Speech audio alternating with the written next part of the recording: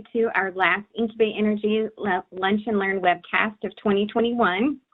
We will start the series up again in January, and we will highlight other projects from the Incubate Energy Lab series that happened in 2021, like this one. This webcast is being recorded. By participating in this call, you consent that your name, voice, and contributions will be included in our recorded materials. Phones and computers have been muted on entry. To unmute yourself, click on the microphone at the bottom of your screen, or if you're dialing in, press *6. You may be double muted, so double check that. We would like to have a very interactive chat, so please go to the bottom right-hand side of your screen and click the chat button. Feel free to introduce yourself, ask questions, provide any comments, and please select share with everyone on the call unless you need it to be a private chat, and then you can pick who you would like to chat with. We will also have a poll during this webcast. You can find the poll by going to the bottom right-hand side of your screen as well, looking for those three little dots and select polling. We will leave this open for the whole meeting, and I will send out a reminder via chat during the webcast just to remind you to go in there, and if you haven't finished the poll, just to go ahead and do that. Dynamhex is a project from our 2021 cohort, and it has been one of the more unique projects that we've run in the course of our cohort. And it couldn't be more relevant as we deal with all of the climate crisis we are today. And I'm just going to pass it back over to Patrick. Thank you. Thank you so much to EPRI and to our partner team at Ameren. We worked with such a great group from Eli, Jacqueline, Ken, Mark, and Gwen. We wanted to say thank you specifically to them, as well as the Ameren large customer service reps, engineers, and everyone else who was so kind to us during the experience. We also want to thank the great team at EPRI, Shiva, Angie, Annie, Eric, and Ram. Thank you very much for all the support and during this program. My name is Patrick Hosty. I'm the COO of Dynamhex, and on this call is Dr. Sunny Sanwar, our CEO, Ann Davlin, Eric Schwartz, and Alec Calder, our Vice President of Business Development, who will be speaking a little bit later. Dynamhex is helping expedite actionable data and building level solutions by taking climate action plans to the next level. Personally, I have a background in municipal finance, and I saw that data on green bonds was not personalized or standardized, and was excited to join our technical founder, Sunny, because Dynamhex is a unique way to quantify emissions at the building level and show how specific solutions would impact any building's footprint. And we showed that with our project. Next slide, please. Great. So our project earlier this year, Dynamhex deployed our Decarbonization-as-a-service product with Ameren to simplify the complex integration of energy use and carbon footprint critical for decarbonization. The geospatial modules calculated the emissions for each asset and use built-in data analytics to deliver targeted, prescriptive roadmaps for utility customers to meet their decarbonization goals.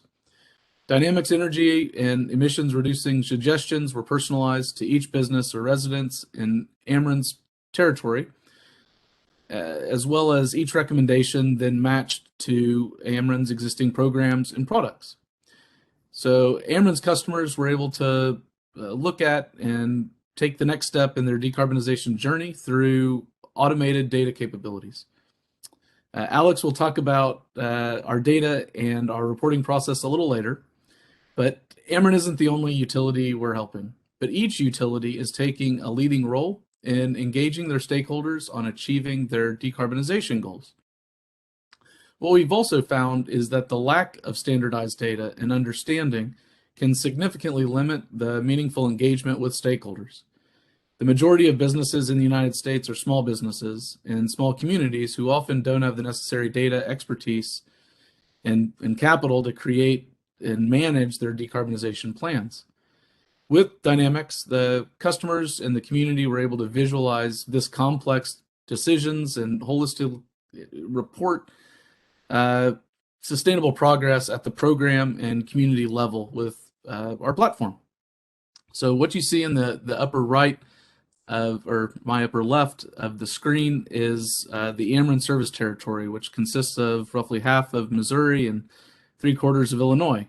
And in 24 days, we were able to analyze the decarbonization footprint of that service territory. And then Dynamex's Decarbonization-as-a-Service platform, or as we call it, DAS, is helping across multiple states so that each state's utility customers can better understand their own footprint and any decarbonization commitment they have set. Relative to Ameren's existing initiatives, projects, and services, such as demand response, community solar, energy efficiency, and electrification programs. So this platform is helping municipal, corporate, and institutional customers with climate targets with an actionable plan to address their current emissions. Taking a community-specific view, the platform promotes social equity by engaging diverse and inclusive voices and summarizes sustainable performances and outcomes such as energy, cost, environmental justice, and emissions reductions. With ongoing data integrations, we can help significantly to expedite the progress towards corporate and regional carbon emission goals. Figure 2 in the upper right is a representation of our platform, showing the geospatial model, goal setting tool, pathways to decarbonize in the middle, as well as specific building level information in the upper right, as well as a card for decarbonization on the bottom right. So with decarbonization as a service, we use bottom-up modeling based on insights specific to each individual building with increased accuracy, flexibility, and depth of analysis. As compared to current top-down traditional models,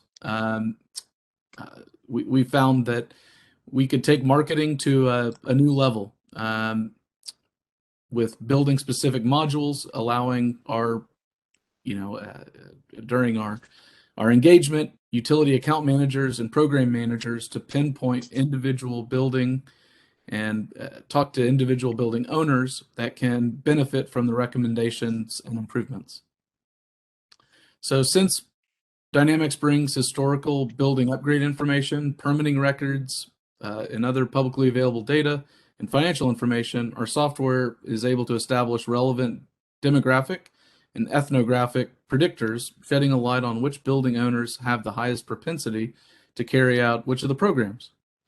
So in the bottom left, our figure 3 is shows each individual municipal customer that we helped. These novel approaches and new use cases emerged during those customer demos with Ameren, ranging from regional greenhouse gas footprint in a 5-county area in St. Louis, both Illinois and Missouri, as well as uptake data from the city of Urbana, Illinois. As part of the demo, we were also able to create a portal for utility customers to simply transfer energy consumption data programmatically through a single sign-on process, therefore bypassing the lengthy and manual process of and request forms, paperwork, and workflows. This significantly improved the customer experience. Next slide, please.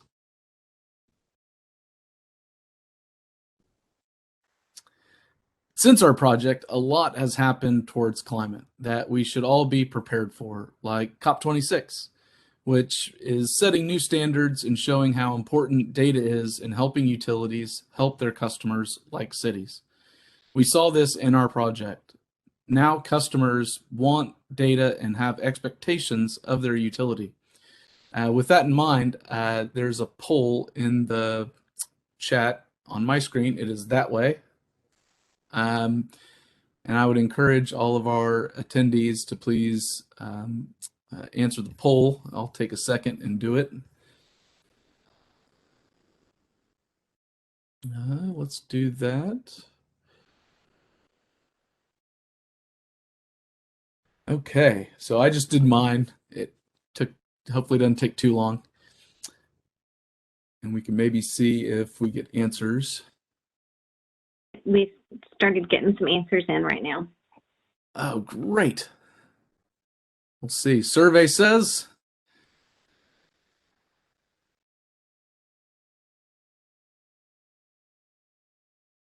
Let's see.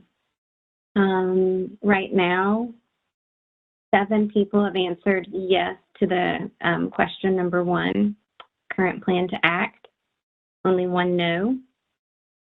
I'll leave this open a little bit longer so we can get a more accurate reading of everyone. But right now we have 9 people who've completed, 6 people who are in the process, and 17 who have not started. Great. With COP26, there was, I think there was, if you were going to look at some of the negative repercussions from it, I think there were a lot of people frustrated with the lack of action, and that a lot of folks were talking more. And immediately afterwards, we got a lot of indications from Washington that climate would be a focus of Build Back Better. So that it seems like some of our leaders in Washington are putting a greater and more specific focus on climate action in some of its legislation, which we think will lead to more and greater focus on environmental justice, affordable housing, and the nuances and differences between reporting standards and data sources, which can make it difficult for building owners to coordinate with power utilities and municipalities, even when they legitimately want to. We're seeing that data could be that driving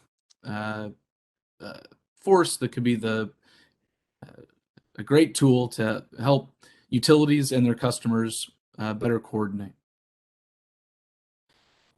So do we have the rest of the polling in, or all polling? We'll close it for now and maybe leave it open towards the end.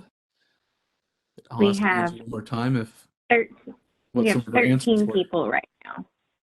Oh, sweet. What were the? So let's see. Right now, question 1, 11 people said yes, 1 person said no. Question 2, I'm closing the slide or closing the poll, so it'll take just a second, but we should have the results here.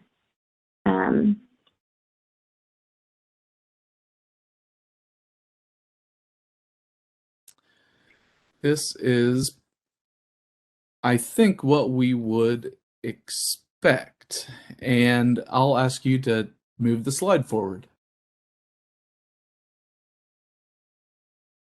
So what you see here is that the need for standardized data is probably more important than ever, like programs like Build Back Better. 68% of utility customers have a decarbonization target, and this accounts for roughly 65% of the total U.S. population. So governments at all levels will want help from their utility. And also on this call is Alex Calder, who's our Vice President of Business Development, who's also been helping our utility customers with this question. So Alex, I'll turn it over for you to move forward.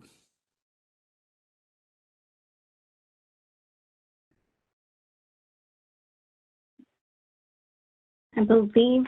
All right, I believe you may be double. Yeah. I was double muted.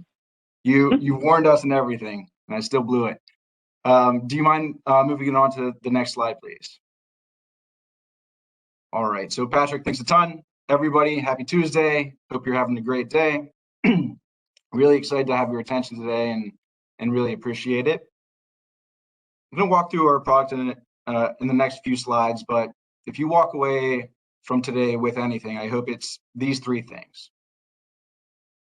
When we're working with you, we bring carbon reducing data to each and every single customer. The second thing is that we can ingest utility level data to improve our estimates for carbon footprints for every single customer. And then the third thing, and probably the most important, is that we can use those estimates to target particular customers with particular utility programs. So if you have rooftop solar, for example, that you have a rooftop solar program, for example, that's focused on the commercial sector, we can identify every commercial target within your territory. We can measure the impact of a rooftop solar program for that particular customer, and we can identify the top 100, 200, 300 customers for you and help push out some of those programs to those customers. So that is really Dynamhex in a nutshell. And over the next 2 slides, I'll talk a little bit about how we do that. So here's just a list of some of the data that we're pulling in to come up with our upfront greenhouse gas inventory estimates. So we're pulling in data like how big is a building, what year was it built, what is it zoned for, what part of the country is it in, how much sun does it get, to come up with a carbon footprint to sort of use as a baseline for each individual address to see what their carbon footprint is. Based on those same pieces of data, we can also recommend carbon reduction strategies. So if it is a house that has 12 tons of carbon a year, we can say this house would likely take these 1, 2, 3, 4, 5 steps: smart thermostat, rooftop solar, community solar, to reduce their carbon footprint down to 5 metric tons. And there's an ability in the platform to reduce the rest. Angie, if you don't mind moving it on to the next slide. So the question is sort of, how do we use that information to engage customers? And I wanted you to see sort of what that looks like here. I'm a visual learner myself, and so just seeing sort of what we're doing. So there's 2 reports here. The lefternmost report, most report is a report that represents a population of buildings. So let's just say that you wanted an analysis of all of the commercial properties in a particular zip code in your territory. We're using a really relevant example right now. So if Build Back Better is passed, there's up to $15 billion set aside right now for focused on improvements in lower income housing and decarbonization in those areas. And so if you said, hey, we'd love to know where are all of these areas, what are the largest opportunities, and what solutions make the most sense for that sector, we would be able to programmatically put out a report that sort of gives you a high level analysis and also drills down to each individual address if you'd like to target those customers with your particular programs. So that's sort of what that report on the left shows, is representing a whole large population of buildings that you have a target for, or the country has a target for, that you're looking to help meet. On the right, what you see is what we think is really helpful in engaging customers with, and that is an individual and address specific and unique carbon reduction strategy. So it's a little bit small here, but if you look at that tallest gray bar on the left, that is our estimated carbon footprint for that building. Again, based on how big it is, what year it was built, where it is in the country, and what it's zoned for. And we're using basically whatever it's zoned for. We're using their load profile, their demand profile, and mapping it to the generation stack in that territory to come up with a fairly accurate carbon footprint. If we're able to ingest their utility bill data, then we can make that estimate even more accurate. So from there, we suggest the 5 things that address could do to reduce their carbon footprint. And each individual person could say, hey, we actually already upgraded our HVAC, so we know that no longer is an issue, but we haven't installed a smart thermostat yet. Or, oh wow, there's a rooftop solar rebate in our territory. Maybe we should explore that. And then they could offset the rest. And what I want you to focus on here, if you don't mind, is in the bottom third of this report is actually, so we've identified carbon mitigation strategies, but at the bottom, what we're trying to do is connect each individual address to that carbon reduction strategy. So if your utility has a rooftop solar program, here we can measure the impact of installing rooftop solar on that house or on that commercial building, And then there's a click through to your site where they can reach the appropriate resources to go. Sort of, it's a qualified lead gen situation where they can now click through, submit to you, and you can reach out. And this does a lot of the sort of prospecting for you, and also a lot of the reach out. And we're able to work with you through all of your different programs. Some of them might not even be energy intensive, and list them all here so that all of the customers can get them in one place. That's simple and easy and digestible to anybody who's carbon conscious or even curious about the topic. So our goal really is to make sustainability or carbon reduction easy, and we're doing in this very simple one-page form to reach out to every customer. So I'm hoping that that sort of resonates with some of you and that you're thinking about some of the programs that you already have implemented, or also programs that you're considering. So maybe you have a list of 1, 2, 3, 4, 5 programs. We can actually help you refine the results and prospect those programs before you launch them. So we could say, hey, the best bang for your buck is installation services because this is the size of that opportunity in this particular zip code. And then the day that you decide to launch that program, we can reach every single customer in your territory with that piece of information and how to reach out to you. So that's really a start to finish use case that I hope sort of helps with the questions here. So with that, I'm going to sort of pause and turn it over to you all for any questions for our team, whether it's surrounding the data or our outreach to customers. We'd love to hear your feedback and see if you're interested in exploring an opportunity with us. So thank you all very much for your time, and on behalf of Patrick and Sunny and Ann as well, really appreciate it.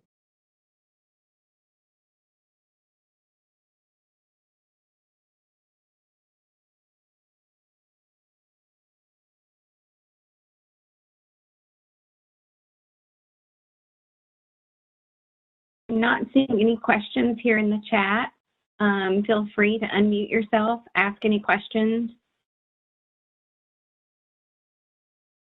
Hey, this is Rick Johnson with Entergy. Just a question about applicability to industrial operations and customers. You know, this looks more like a small business sort of application here, but can you kind of talk through how this would work for a large industrial?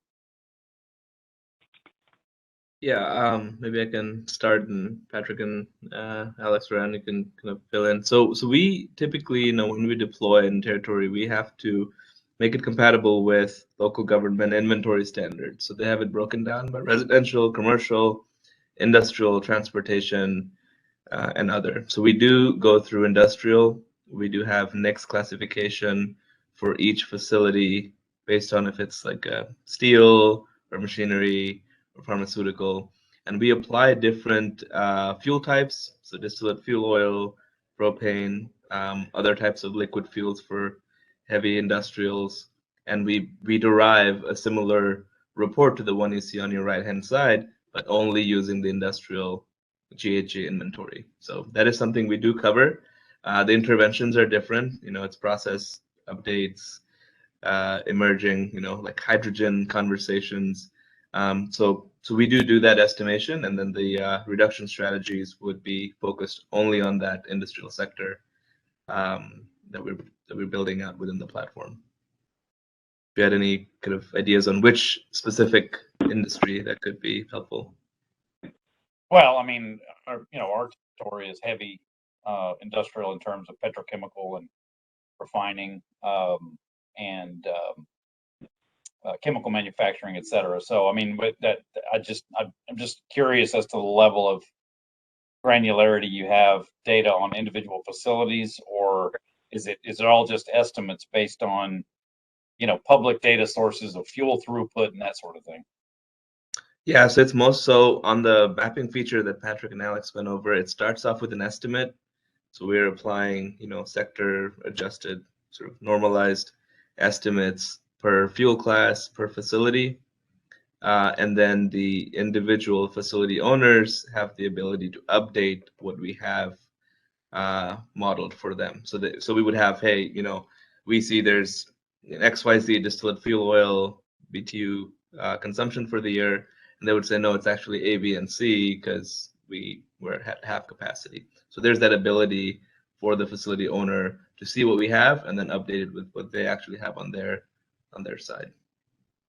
Okay, thanks. One interesting thing, and this is Eli Gerson at Ameren.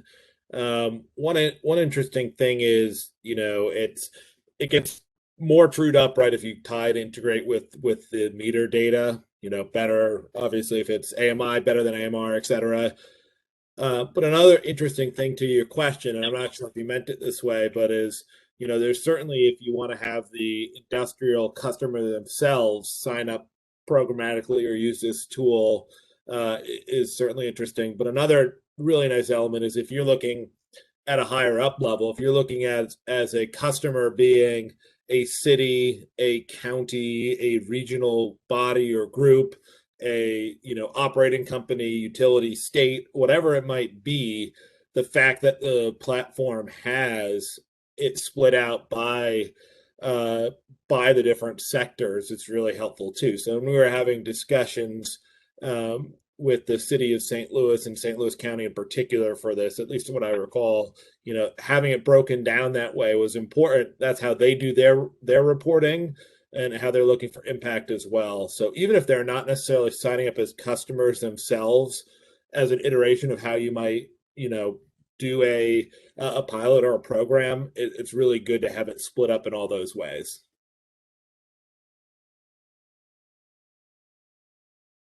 And I Rick, did get I a may also question. ask. Well, Rick, I'd like to expand on your question just a little bit more and just understand if there are specific programs that y'all have for those industrial customers, or would be curious how your utility looks at deploying some of the programs for its industrial customers, because I think that's what was really beneficial with our program, is we could ingest a lot of those programs to talk to industrial customers. So Right. No, we do have some. It depends on the operating company, but we do have some programs specifically targeted to large industrials. And our primary method of engagement right now is just direct one-on-one customer engagement. And so, yeah, I mean, it's this is interesting concept. So I appreciate the information. It's helpful.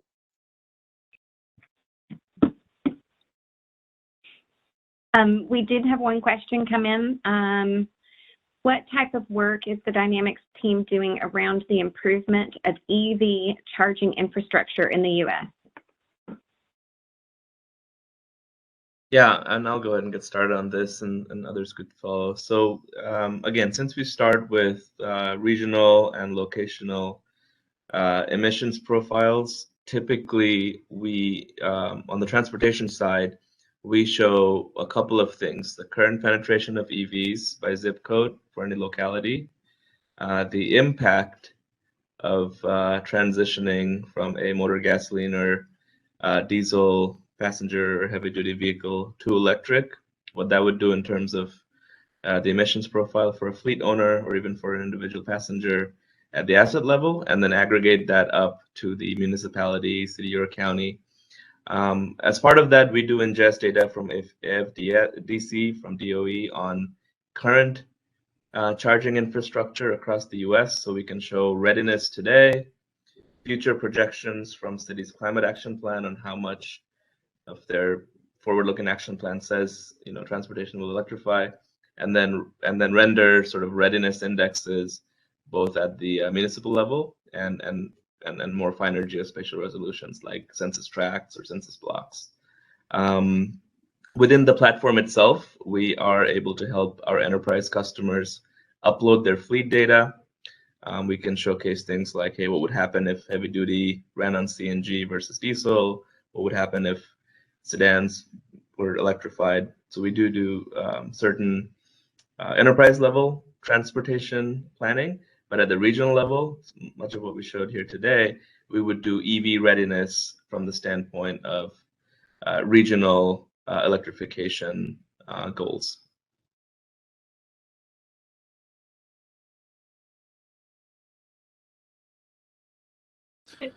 May I go back just to say, in addition to the heavy industrial, and this, I know this isn't exactly the audience, but we also can work with any of the military bases or any of the government facilities that are in your region.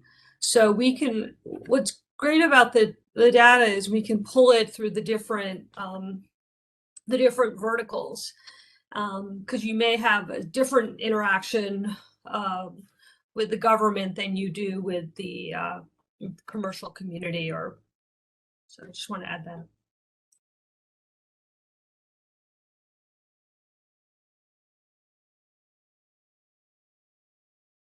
That was a good point, Ann. Thank you.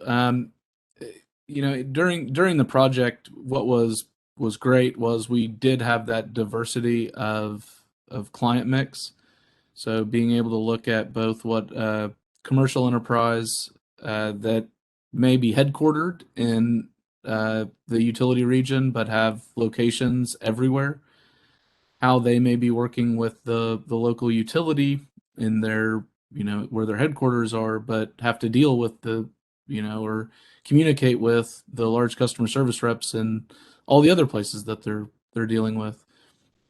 So having that coordinated communication was really fascinating to see from the voice of that customer, which was wonderful. And I'll maybe flip it over to Eli to see like what other kind of customer feedback that they got, because I think from what he shared with us, it was really positive and really helpful to hear.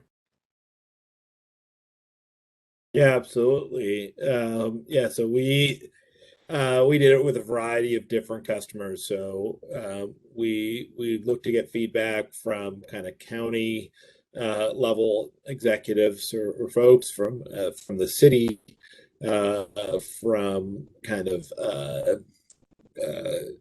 emissions groups or environmental groups, specific large customers as well, and then universities. So at kind of different levels of feedback for the different group. A lot of it comes down to, if you're connecting with the people who directly manage the energy and are looking for specific tools, there's a lot of geeking out over all the inputs and how all the mechanisms and nuts and bolts work within the platform. And then, for a lot of the other customers, it's really looking for, okay, how do we use this? What is the benefit to us, right? How does this make it clear what my next step should be?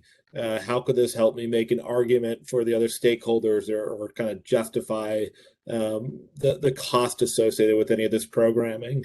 And another interesting thing too is internally trying to think about how this, platform like this could be helpful for us. Is of course, the relationship with the customer and being able to be proactive with them, as well as, this could be a really interesting platform or tool to use if you're looking at, we have an energy efficiency program, and we have this much marketing that goes into this program.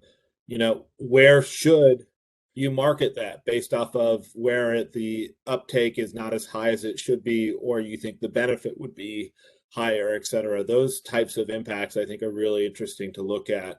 And as we hopefully develop more products and services too, those are also things that a platform like this could help us understand and think about the impact for our community. So I think the neat thing is how different it can benefit different customers as well as us as utilities. So a lot of different ways to drive value, and still early kind of in our path to this, but this really, I think, really helping kickstart our understanding and thinking for it.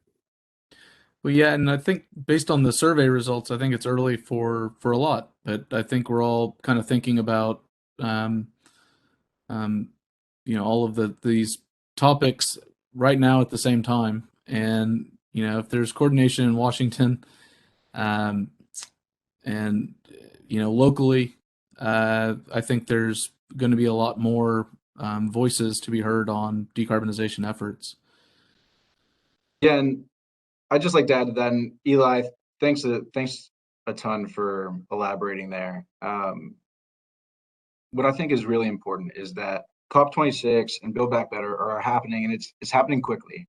And all of a sudden, there's going to be this massive opportunity to explore energy efficiency in every different part of the country.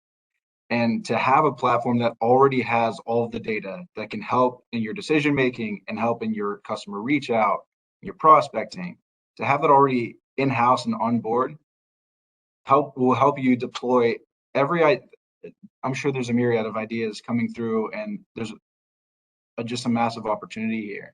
And so having a platform that can help you in an instant, once you launch a program, reach every single customer, I think is the time sensitivity of this opportunity is critical, and having somebody on board who can help you with that is really important. So having it for residential customers, small biz, commercial, C&I, municipal customers, being able to help every one of those different customers explore sustainability when that funding comes available is critical. So that's really an important point. And I'm curious, Shiva, I apologize for putting you on the spot. Hopefully you're still hanging around, but I know you have some thoughts around this, and some, representing EPRI, you have some great viewpoints. Would love to hear sort of your thoughts. Yeah, sure. I think one of the key areas I think that we are looking at is in seeing how, just the fundamental idea of doing a GIS-based building stock level analysis, but driving it based on the carbon footprint, I think is incredibly useful. And so looking at how we can devise approaches for electrification, for decarbonization at the stock level, but drive it from a GHG, the emissions reductions perspective, or from non-energy benefits perspectives, et cetera. I think the multifaceted analysis that is enabled by the tool, I think, is just really interesting for us to be able to explore for future opportunities, especially when we are, most of the questions that we get from our member utilities is not just centered on specific technologies, but application of a collection of technologies and how they work within the, within the environment, within the built environment, or in new construction, depending on what the research questions are. So for sure, yes, absolutely. A great opportunity to be able to use the tool, the platform, for those purposes. Thanks, Eva. Alex, something to add from my mind to what you're saying as well. At Ameren, at least, we're still trying to wrap our heads around, all of the funding that's going to become available, and right, how do you get it? How do you work with customers, et cetera, around those goals? One of the nice things about a platform like this is it builds in those kind of a community of support around that goal together.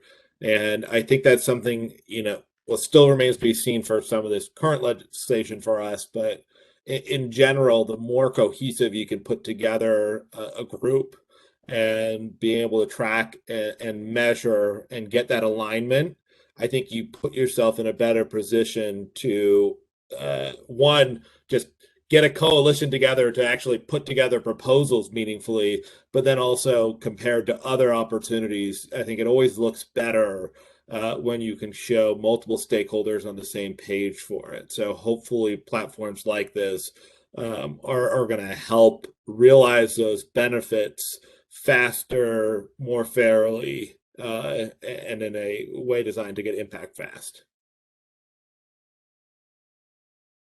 And yeah, so kind of just hitting home the point, that's why the standard approach to how traditional stakeholders look at their emissions and costs are very important.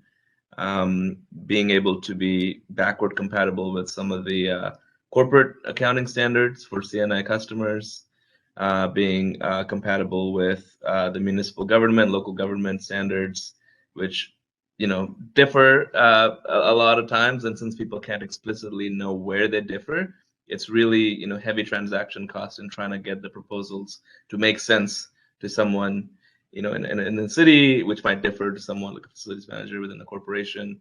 And the platform's doing this underlying piece at scale.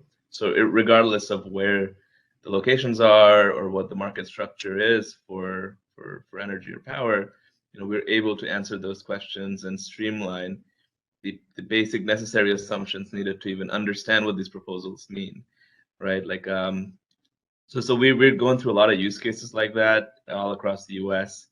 And as carbon accounting standards morph and change, and I know SEC is looking at climate disclosures themselves, we're able to add in software libraries to the platform. So it's kind of, it's updating to the newest best in class on carbon accounting at the asset level and physical monitoring of emissions locationally. What is the concentration of emissions on top of St. Louis? That's a number. Well, does it really come from power gen? Is it oil and gas? Is it transportation? Like being able to sectorally classify and true up. I think that's the future of decarbonization. That's the future of, location-based sustainability.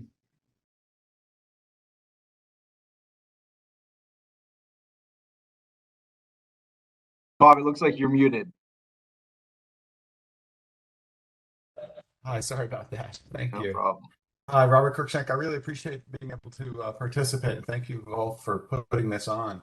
I have a question about monitoring individual generation facilities.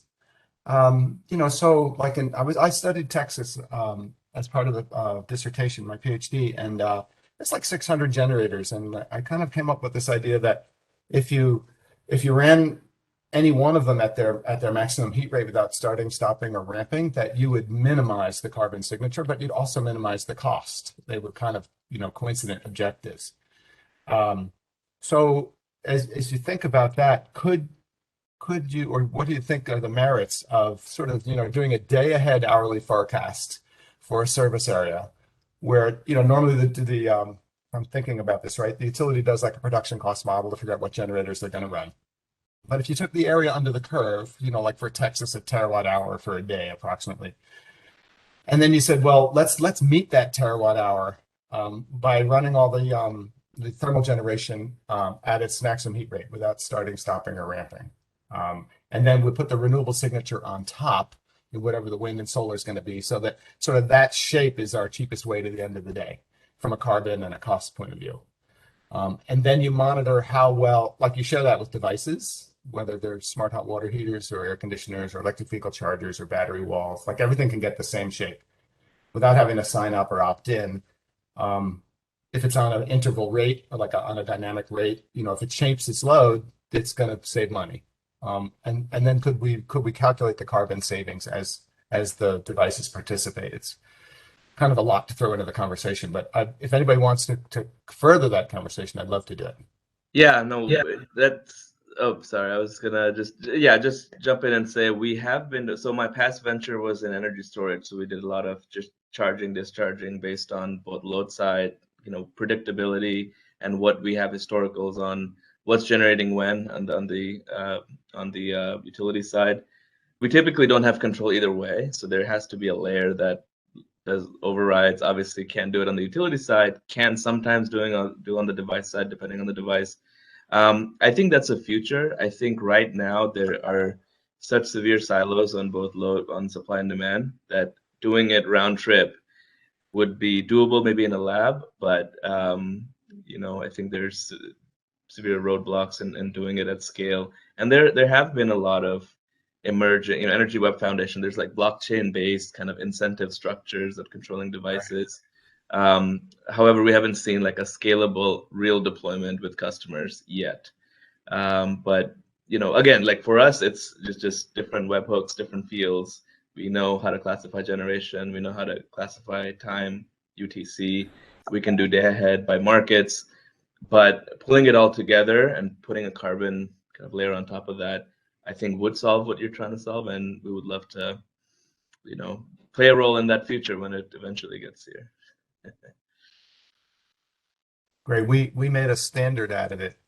In this, I'm a cable guy. We made a standard for what we called optimum load shaping of electric vehicles and battery chargers. And the thought was, again, you define the cheapest way to the end of the day from the supply side, you share that with the demand side, and anything it does to shape its load is saves itself money.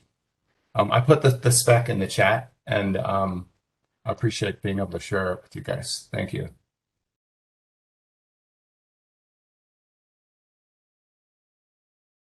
That's great insights. I'd love to hear what Shiva may have to say about that as well, from EPRI's point of view, because I think that data integration was at least really fascinating in some of our earliest conversations at how different standards and ways of looking at things could be restructured to how we present the data. So as long as you have good structured data up front, turning over to a different standard or communicating my standard with your standard becomes a lot easier. So yeah. No, absolutely. I think that was one of the key points that I found very interesting with the tool, was that the status quo here is for practitioners who start looking at doing building stock analysis or even trying to do estimation of carbon footprint, et cetera, to have a starting point of a lot of data, right? Whether it's in the form of the building level consumption data, or data that is or a combination of data that is that talks about the marginal emissions at the grid level, to be able to do these sorts of estimates. With the tool, with this platform, the practitioner can go in and use the publicly available pre-integrated data sources to start getting an estimate from day one, and then start tuning it, and then start showing it up with their own data. I think that's one of the more interesting aspects of this tool, and definitely one that sets us up right from day one, because it actually provides a baseline estimate that can then be built on top of and refined. But I think there are some incredible potential here. For example, one of the biggest areas where I think of future perhaps areas is, there's been a lot of talk about buildings to grid integration, for example, with using real-time pricing signals or some such mechanism that provides an indication of the grid need so that the buildings can respond to it. I think there's an opportunity to actually use the grid carbon signal itself, and then use the real-time estimates that the methodology behind this platform provides, so as to be able to affect these sorts of controls. So there is definitely a lot of opportunity here, at least from my perspective, in terms of how the fundamental building blocks of this platform, as well as the application of this platform, can also kind of evolve further.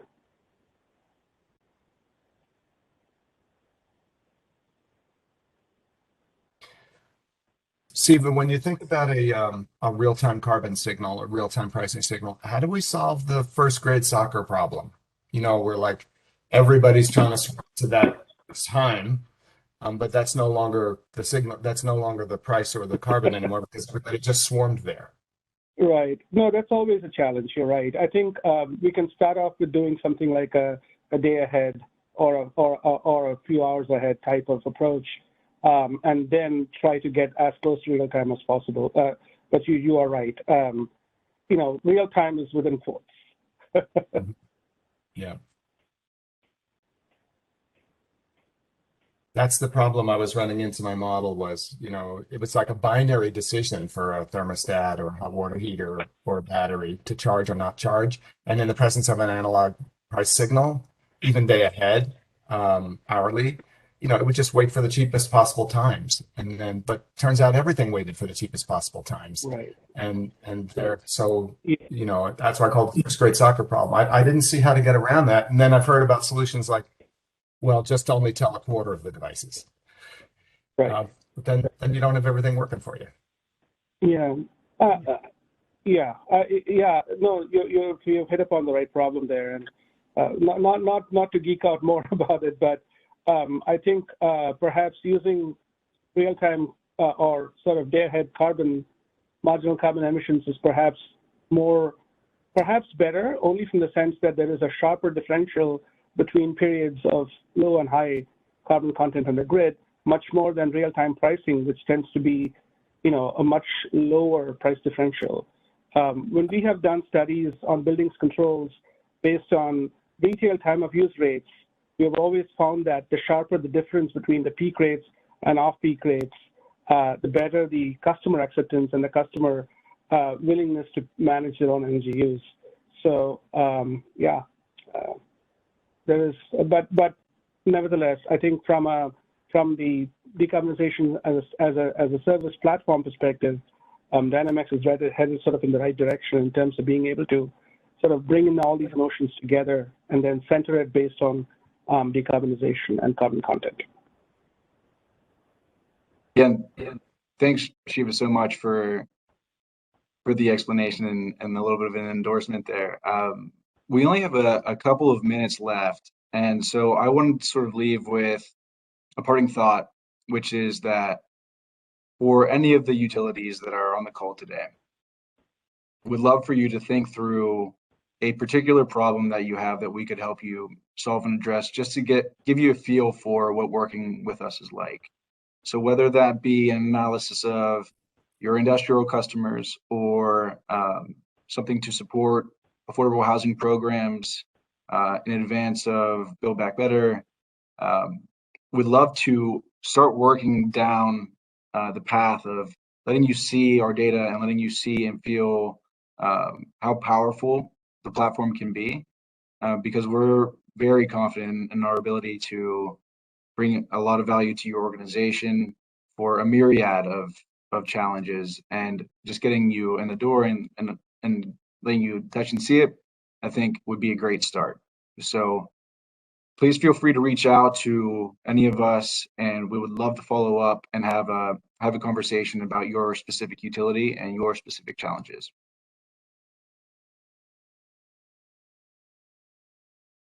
I believe we do have one more question. Oh, Caleb? Hey, good afternoon. Caleb Knight with the Knoxville Chamber in Knoxville, Tennessee. My question actually kind of relates to what you just said. What markets are you guys seeing the most engagement with, and what are kind of the qualities that you're looking for in a customer? Is it power providers, LPCs? What's kind of y'all specific market you're looking for? Yeah, so as I mentioned, we have data that supports residential, commercial, small biz, industrial, and municipal. Where we've started and where we've focused thus far has been with utilities and with local governments. So we have a handful of cities. We are hoping to be under contract with the county very soon, and also have worked with a handful of utilities to evaluate particular problems. So that's sort of where we're starting, and we've seen a lot of traction there and a lot of interest in the last 6 months. Really, it's really picked up in that it seems like almost every utility has a challenge that we can help with, and it's identifying that challenge and developing a statement of work that is appropriate for getting going. That's where that's sort of where it starts. But we're helping gas companies that are looking for, they have a bunch of lines that they've recently acquired, and they're curious which of their customers are still using or which zip codes are still fueled, the heating is still fueled by propane, so that they can convert those customers to natural gas. That's a carbon reduction strategy. Other utilities are looking at deploying rooftop solar or energy efficiency rebates or programs, and they want us to help prospect for those programs before they're launched. And then on the municipal side, a lot of cities have a stated carbon goal or are looking to come up with a carbon reduction goal. And so some of our customers are really advanced and far along in the process, and they're looking at us as a great solution to give them a point in time estimate and then monitor their success going forward. And we have other customers who are very early in the journey, who are just looking for some data that can help inform their decisions so that they don't overcommit to something, or that they can set the appropriate levels of expectations and know what they're getting themselves into. So I would say it's a pretty broad range, but focused primarily on electric and gas utilities, with municipal customers being sort of the next entry point. Yeah. Are you able to disclose which geographies you're seeing the most activity in? It's okay if you're not. Yeah, no, I think you would be surprised. So we have some uptake in Middle America, so Illinois, Kansas, Missouri, a lot of interest in the Mid-Atlantic right now, working with a handful of utilities there, and then even in the southeastern United States. So we're working with electric utilities that are in the southeastern U.S.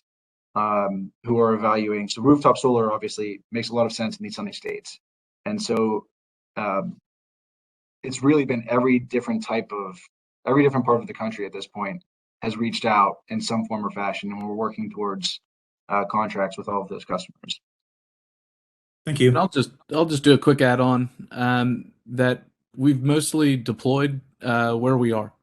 So, we have offices located in Midwest and Mid-Atlantic. We're about to deploy in California, which is where Alex is.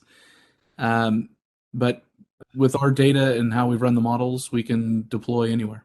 So we've got every building. So that's one of the benefits of what we're bringing to table is the ability to deploy quickly. So get data quickly in where you are rather than just where we are. Right. So sign a contract with us, and then 3 weeks later, you've got an entire layout of the city of Knoxville, and we're looking at it a number of different specific ways. So just to give you a feel for what the timing and where we're at as far as the product is we can help you almost immediately as soon as we're under contract. Yeah, no, I mean, it would be out of my hands, but definitely interested to kind of see some use cases of how you guys have been able to improve other markets, other municipalities that we compete with, and how you've helped them become more competitive. I can message one of y'all my email, but that's information that's pretty relevant to some of the things we're doing here. Great, thanks, Caleb. Appreciate it. Yeah, and feel free to message Alex if you put your information just in the chat for everyone else. To feel free to reach out to Alex. We'd be happy to communicate. Some of those use cases and other ways that we've been helpful. It looks like we're about at time. I'd like to save any parting thoughts to our partners at Ameren or EPRI. Again, we are super thankful to have been able to sponsor this, and we think the best is yet to come. So, Shiva or Eli, any final words? Well, just, we really enjoyed the pilot that we did. Still talking about what comes next, and this is a really important and growing space. Customers are demanding solutions in this area. We need to be ready as utilities to understand their goals, take action on their goals, and this is a really intriguing way to do that.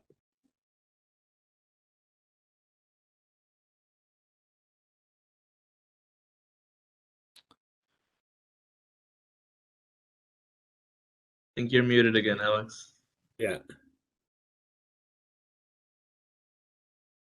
There we go. All right. Thank you all so much again for your time. We really appreciate it. And hope to be in touch with some of you very soon. So thanks again, and have an awesome day.